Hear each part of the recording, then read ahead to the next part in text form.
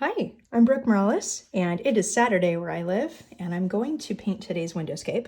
But I wanted to take a step back first and show you what a windowscape was for me last year in 2023, what a windowscape is now in 2024, and then we're going to go and paint one, and when it's time to paint, I will flash a current video of what the sky looks like for me today so you can see what I'm doing. So first of all, a little bit of history. I painted the sky all throughout 2023, every single day at 7:30, and I would put them on one sheet of paper. So 1 week was one sheet of paper. And this was okay until I had to start packing these and take them with me places. And especially when I got on a plane and I had to keep these in nice, crisp condition, that became difficult. These were Arches watercolor block. And this is the cold pressed paper. I felt that this worked best. I did play around with different types of paper. So for this year, for portability, I changed a few things. Number one of the rules was there was no rule for the page size. It didn't have to be a page.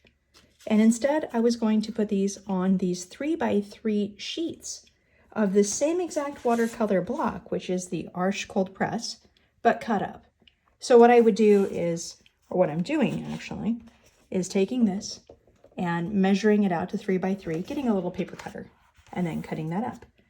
The next thing I do, though, is I mask these off. So to give you an example, what one looks like before I've taken the masking tape off, is I have a bigger piece of tape right here, which is the actual size of the Scotch Blue 2090 tape. And then for the perimeter, I just take this 2090 tape, I forgot the dimension here, I apologize, and I cut it in half.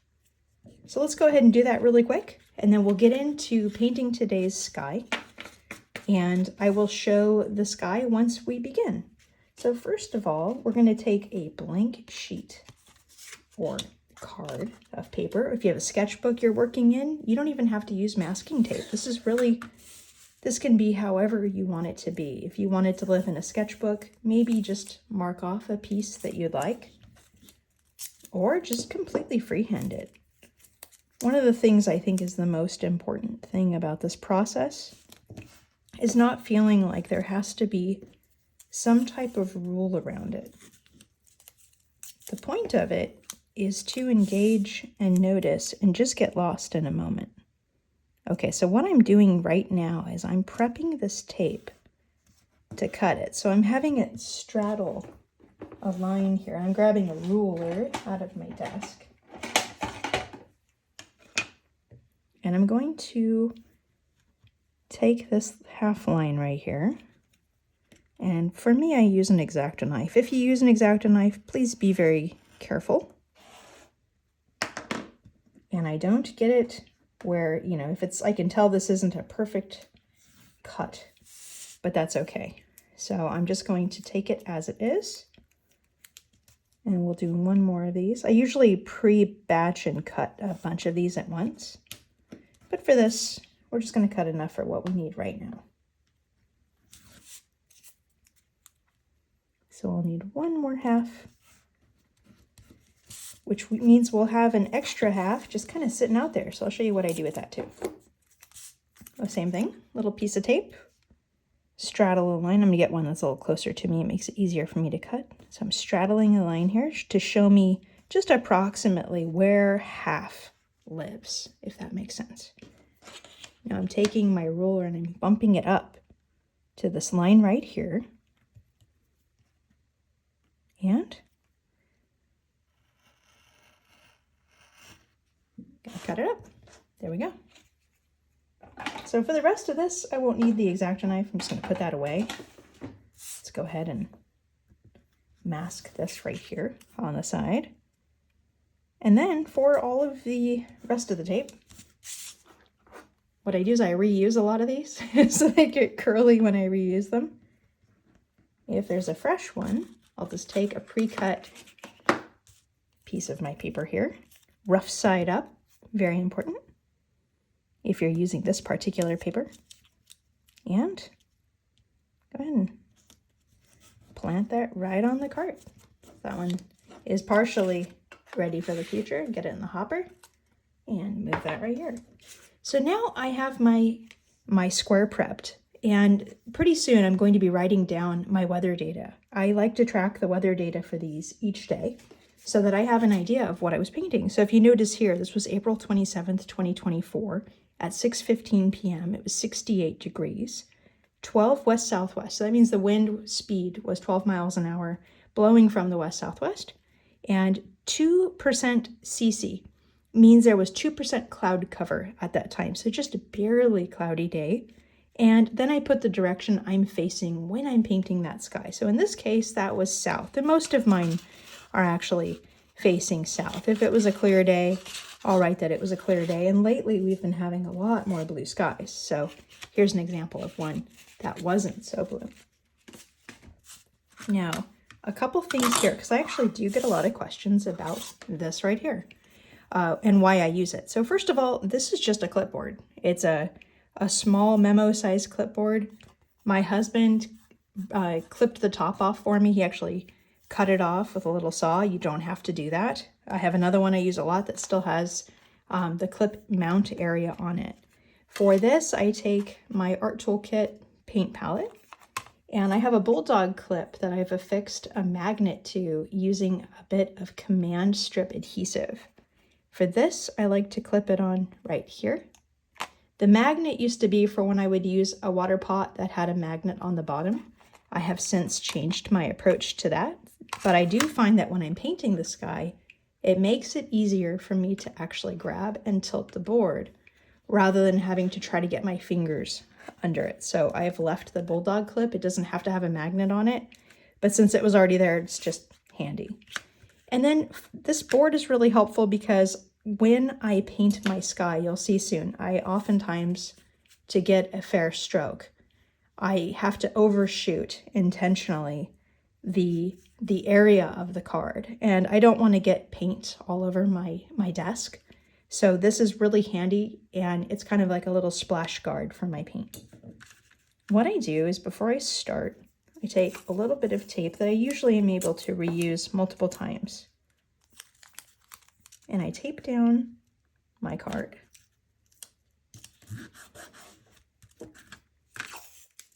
Keeps it from wriggling around. And there we have it right there. Okay, so next up, I get, and this part is really important, a waterproof pen. So if you put your weather data, and you could use a pencil, but it's pretty light. If you use a pen, even if it's a waterproof pen that works well on journal paper, sometimes it will not work well on actual tape. The type of coating that's on the tape makes that ink come up when it gets wet. And because we're doing something that is with wet media, it's really likely that your weather data, if you do note that for nature journaling, that would come up. So I highly recommend on that piece of tape, if you have a Sharpie, this is an ultra fine point Sharpie, that you write the weather data that way. So let's dig in. We're going to do our regular sky painting practice now and go ahead and dig on into weather data. Okay, so it's Saturday. It's May 11th, 2024, and we'll write this in more neatly later. And it is 1:24 p.m., 87 degrees Fahrenheit. And it is, let's see, the wind is 6 miles an hour from the northwest. Perfectly clear where I am right now. And I'm facing south. Now, all location data is assuming Discovery Bay, California. But if I'm in another region, I write that down. Put this away. And we'll go ahead and dive in. So the first thing I like to do when I paint skies is I like to get my paper wet. I use an eyedropper, it's a bit faster, and I start getting the colors I foresee using wet as well. And almost every single time I begin with the big brush. I was traveling the other day though, and my big brush got injured. So if you see some wayward hairs on it, I am slowly reviving them. If you can see that right there. It was a lot worse, but kind of bummed out about that. Don't want to have to replace this brush.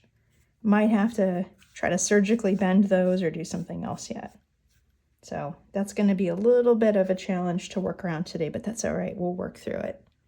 Okay, so in the sky here, I'm seeing cobalt blue on my end, a cobaltish blue, good representation of that. And we're gradiating down to like a light cerulean color. So what I like to do is start with the lightest colors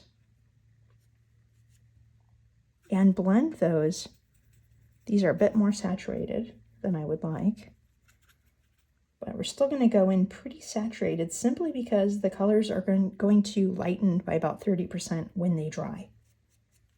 And I'm not going to do too many passes on this one. So if we're starting here,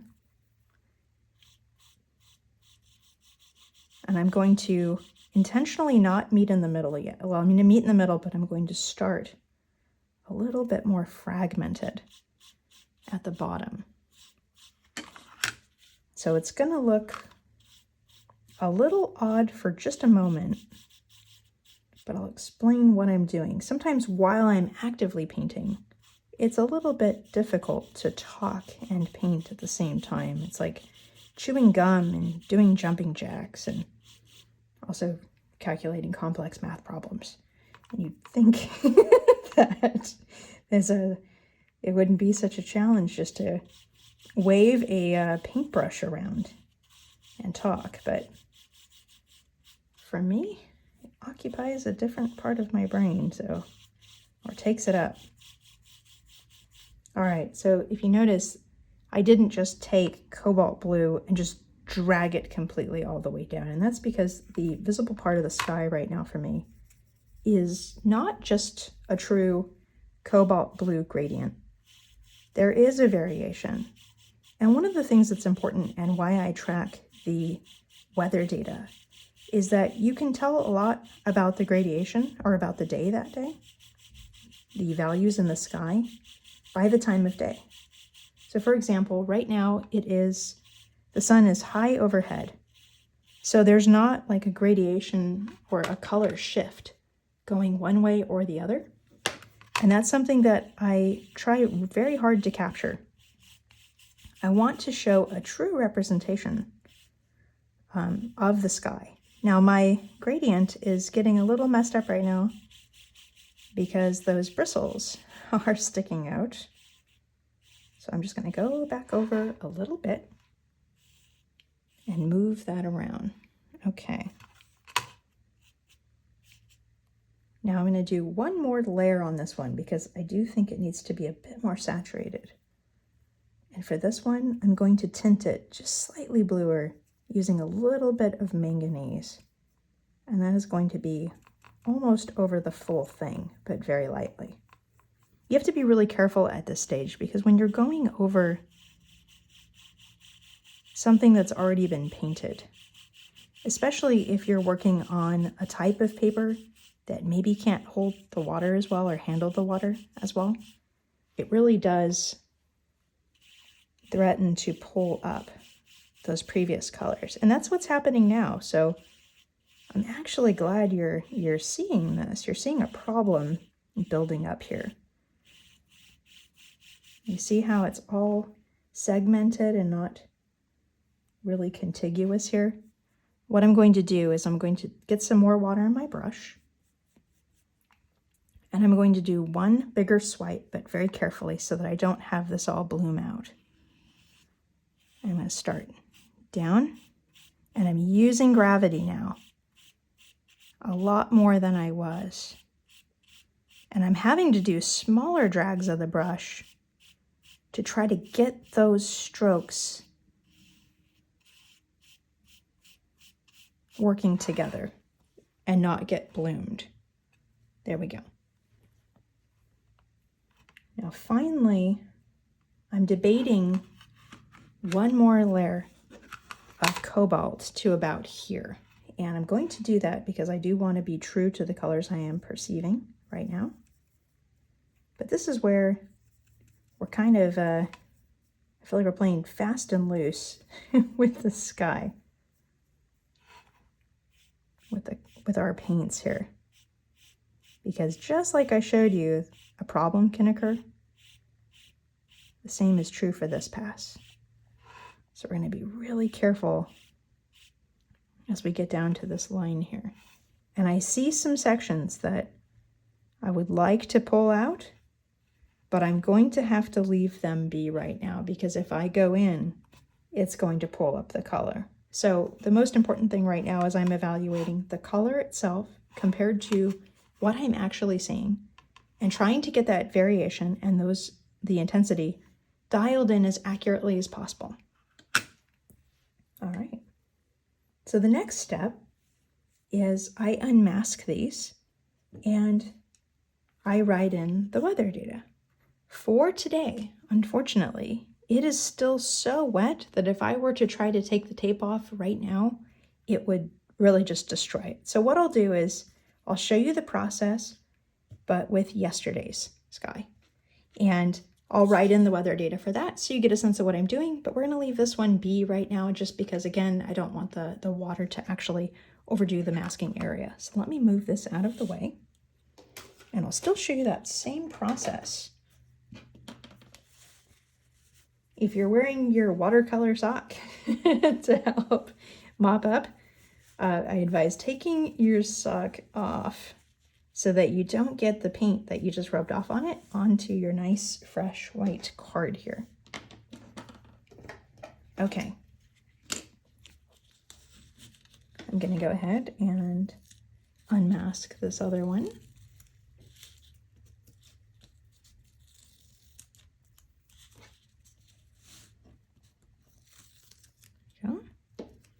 And then I keep this for just a moment because this has all the weather data.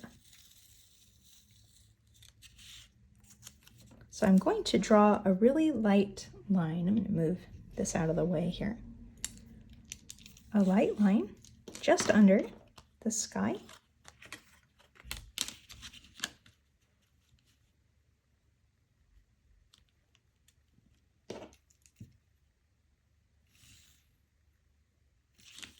And then this is where we will write in the data for today.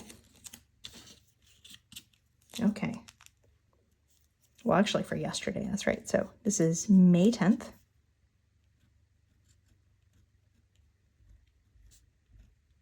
(2024). And yesterday's sky was at 7:36 a.m.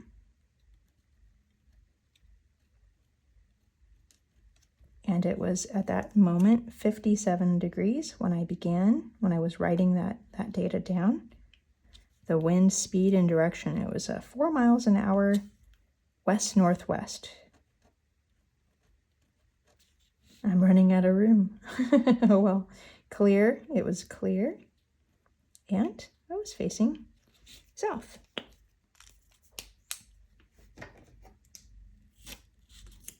Now on this one, what I'll do is I'm going to now lightly erase that line.